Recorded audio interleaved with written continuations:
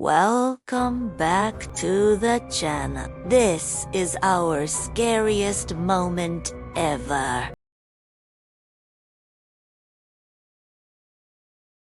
I had awesome parents who let me sleep in the living room on weekend nights when I was very young. My sister was a light sleeper, so I couldn't stay in the same room as her. And I was allowed to stay up until dawn since no school. Of course, I always ended up sleeping on the couch, though, because Nick at night made me tired. So one night I wake up to a prickly feeling, like an instinct. I suddenly sat up and stared out the front window. We lived in rural Georgia, so you can imagine the amount of trees. In perfect light cast from the moon, I saw the silhouette of someone in this tree. The family dog dashed to the window and started growling into the glass. Terrified, I ran into my parents' room and tried to explain that there was a strange person outside. Dad grabbed something to protect himself and darted outside with the dogs, ready to confront whoever it was. I trembled in Mama's arms until Dad came home and said he saw no one and to go to bed. I decided to sleep in my regular bedroom. I told my sister what happened. Dad was making regular rounds in the house with a cup of coffee. We were all quiet and I finally thought, I can sleep. Nope. I noticed the man outside my window again. From what I could see in the moonlight, he was giving me a shush signal and then ran away. I swear I couldn't stop crying for what felt like hours. Then my dad comes in and turns on the lights. See, there's nothing to be scared about. But the whole time I'm looking at the window and saying, no, you don't understand. There's someone out there. My dad gets mad and yells at me, don't be stupid. I get really upset and yell back, you're the stupid one. You're not listening to me. Then I just lay down and cried myself to sleep. In the morning after, of course, not sleeping at all, I got up and went to the bathroom. As I looked out the window, there was the guy from last night. But this time, he was gone. I didn't tell anyone because I didn't want them to think I was crazy. About a week later, my mom was making waffles, and I was staring blankly at the wall while she talked to me. She asked, why are you not eating? And I said, well, I don't know if you remember what happened last weekend, but I think he's back. Mom says, who's back? Who's talking about? I explained everything to her. She tells me that I was probably just dreaming and ate. Quickly, she called my dad into the kitchen and they whispered in hushed tones. They came up with a plan. I wasn't allowed to tell my sister or anyone else what was going on. So that night, I hear my dad put the screen door on its latches, and I look out the window to see him standing on the other side. He motions for me to come to the door and I open it. He puts his hand over my mouth and pulls me out. I look back to see my mom in the doorway with a big flashlight. I follow my dad into the darkness with a baseball bat in hand. We slowly walked towards the tree that the man was in.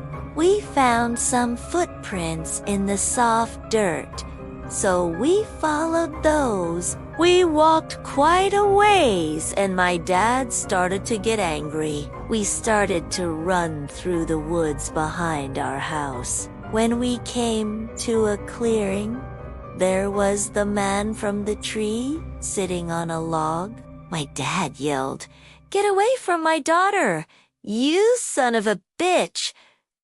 The guy stands up and throws my dad's hat into the fire pit, and I'll never forget the look on my dad's face. It was literally priceless. Like he wanted to explode. The man started running away, and my dad chased him. I stood there frozen like a deer in headlights. I screamed, "Dad, stop.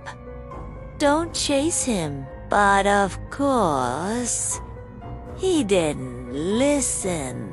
I stayed in the clearing while my mom went back to grab my dad. After a bit, they came back and I told them, "Let's go home. I want to sleep in my bed tonight." When we got home, my dad was still fuming. He started pacing around the living room and then he stopped. He started to laugh. He laughed and then he just collapsed into a chair. Mom and I sat in silence for a while, and then Mom said, "He's probably just a homeless person trying to get food or money." And I replied, "But why would he try to break into our house?" Then my dad said, "You know, most people when they climb into your window in the middle of the night, don't say hi first." All three of us just burst out laughing. We decided to board up the window in my room, even though I begged to have it removed. The next day, my dad went to check the mailbox and found a thank you note. Confused, he brought it inside. The handwriting was very familiar, and I'll never forget the contents. It said, "Thank you for the hospitality last night. I really enjoyed the hospitality. If you could leave out some water and food for me, I would greatly appreciate it. Thank you again." Dad immediately burned the letter, and even though I begged him, he wouldn't let me read it. A few days later, the same thing happened.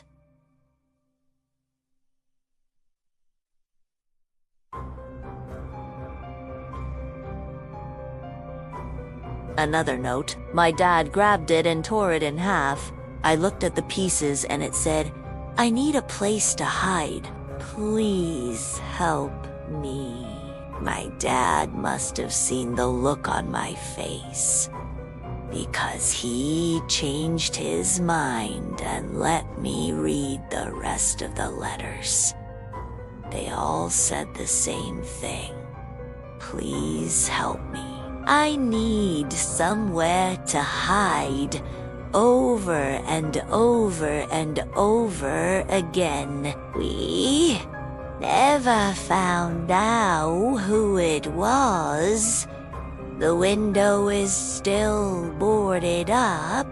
My dad still has the letters and we still live in that house. I'm 22 now. And every time I visit home, I sleep in my old room. Every time I lay in my bed, I think about the guy in the tree. I hope he's okay wherever he is. And I've thought about this story for years. And I finally got around to writing it down. And I hope you like it. Bye.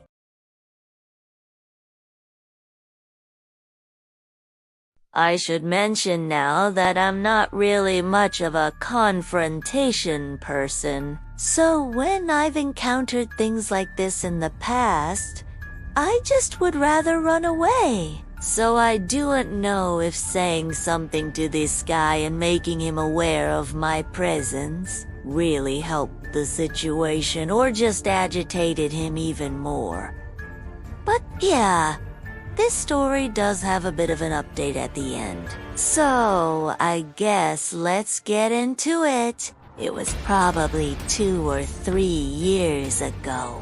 It was late summer, and I had been riding my bike around with a good friend of mine. And we rode around to a few different places, and I remember At one point, we were riding towards the center of town, which is where we had started, kind of hoping to meet up with some other friends. But then we figured, no, we'll just go our separate ways. So we decided to call it an evening. And I still had maybe 2 blocks to ride home. It was well after midnight. The streets were empty. There was obviously no traffic. It was a Wednesday night. It was during the week, so I knew that I could ride safely on the sidewalk instead of riding on the street because of construction. I'll also mention that the sidewalk was extremely narrow. It was just barely wide enough for a person to comfortably walk on. So when I was riding on it, I had to ride partly on the grass on the side of it. Well, I was riding home and I got fairly close to my house. I still had about a block to go, and I got within about 6 feet of this guy. He was walking by himself. He looked maybe in his 40s. He was a little scruffy, but I don't think he was homeless. I don't remember if he had any bags or anything like that, but I remember thinking, this is gonna be a little hard to pass because he might not hear me coming. I'm not sure if he was listening to headphones or music or anything like that, so I called out, "Behind you," just so he could be aware that I was there. He could hear me coming before I got within, a couple feet of him. He responded by turning around and giving me a very angry look. And he was visibly upset. At the time, I was a little nervous. I felt bad that I had startled him.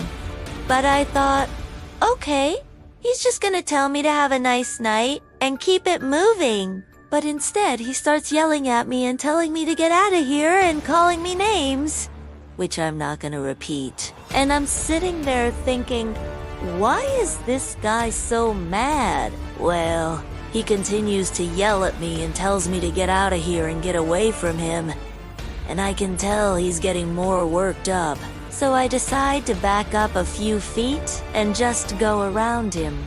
I turn down my street, which goes 1 block east to west, and he starts to follow me down the block. I'm now really uncomfortable. I am riding on the sidewalk and I can see in front of me that it dead ends into a parking lot. So I'm thinking, great. I can get out of here, turn down this side street, get out of this whole situation. Well, I get to the end of the block, and this guy is still following me. And he is still shouting angrily. He's telling me to get out of here and calls me a name and flips me off. And I'm thinking, okay, he's not letting me get out of here. I am gonna have to go back out onto the main road and then go back to the other street that I came from. But now I can also see that this guy is starting to pick up his pace and he is almost running now. So I'm only a block from my house. I am about half a block away from him, and I am trying to think of a way to get out of this situation because I am starting to feel threatened. So I decide, you know what? I'm just gonna do another lap around the block, and maybe when I come back, he'll have calmed down and hopefully gone home by now. Well, I ride past him, and he doesn't respond. So I'm thinking, great, he must have gone home. I do another lap around the block, and I get past him again. He doesn't respond. So I come to the end of the block and I look down the street to make sure that he didn't continue to follow me. He's still there. He hasn't moved. He's still standing on my block, looking down the street. I thought, how did he know that I lived here?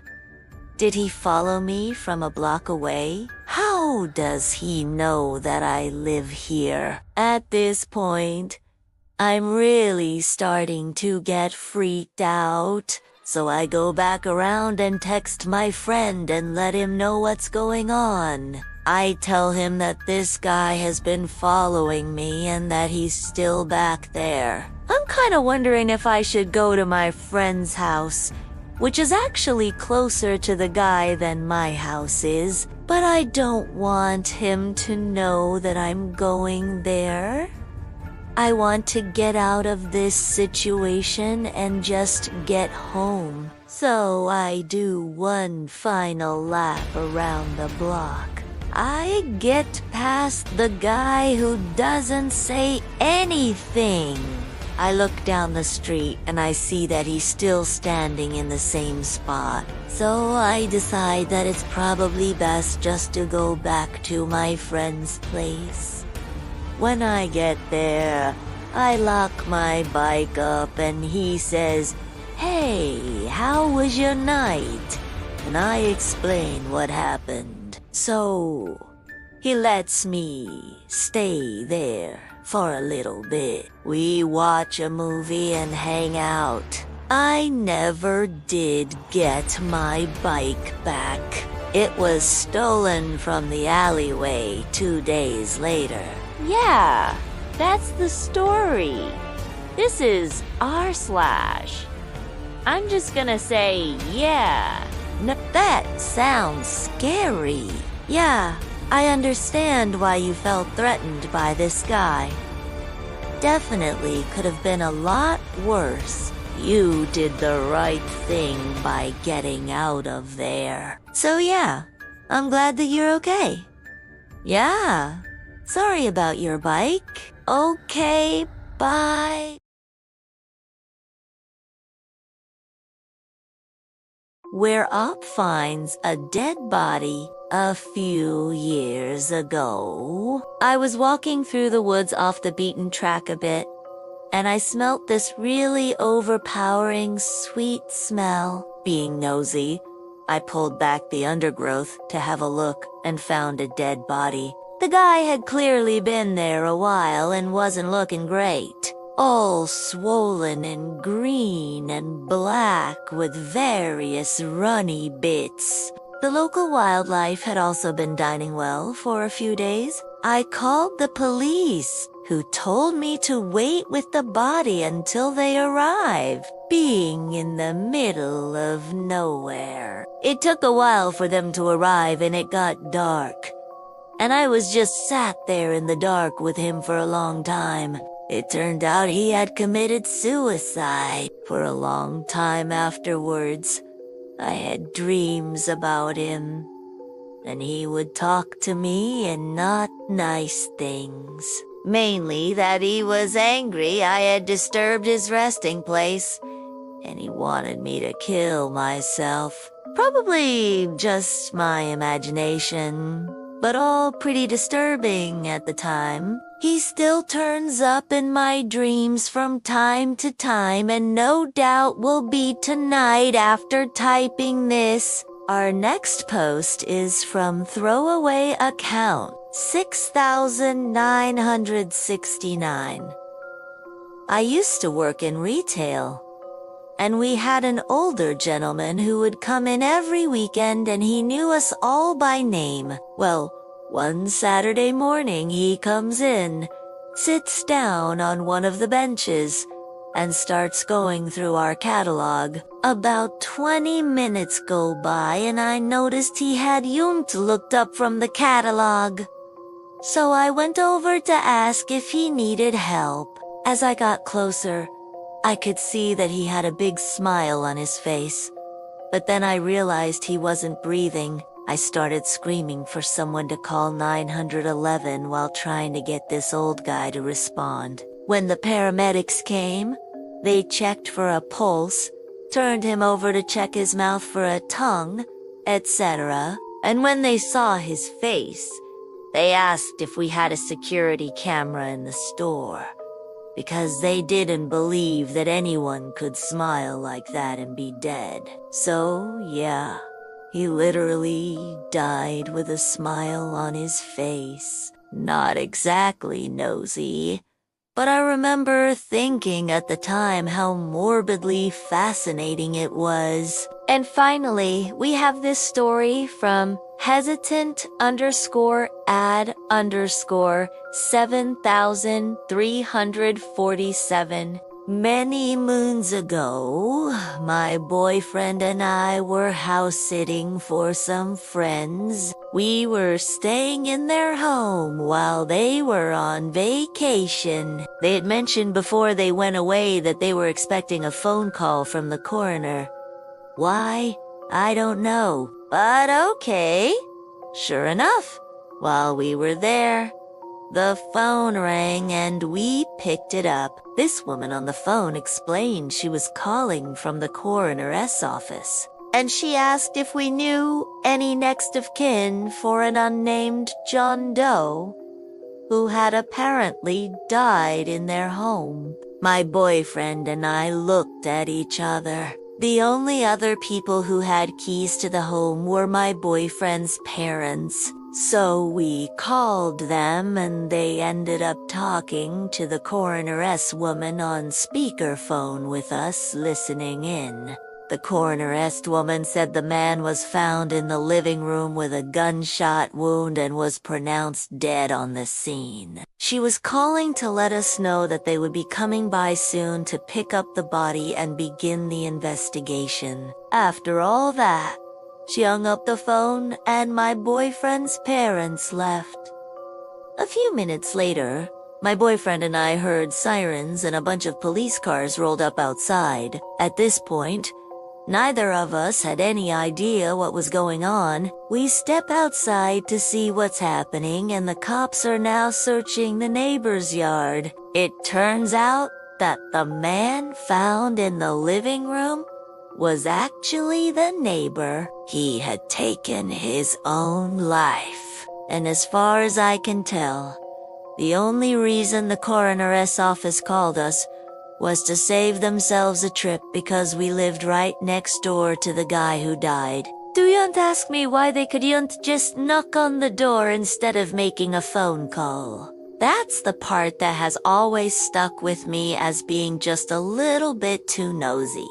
That was r/nosy Reddit. And if you like this content, check out my podcast where I publish the same episodes. Also hit that subscribe button because I put out new Reddit videos every single day.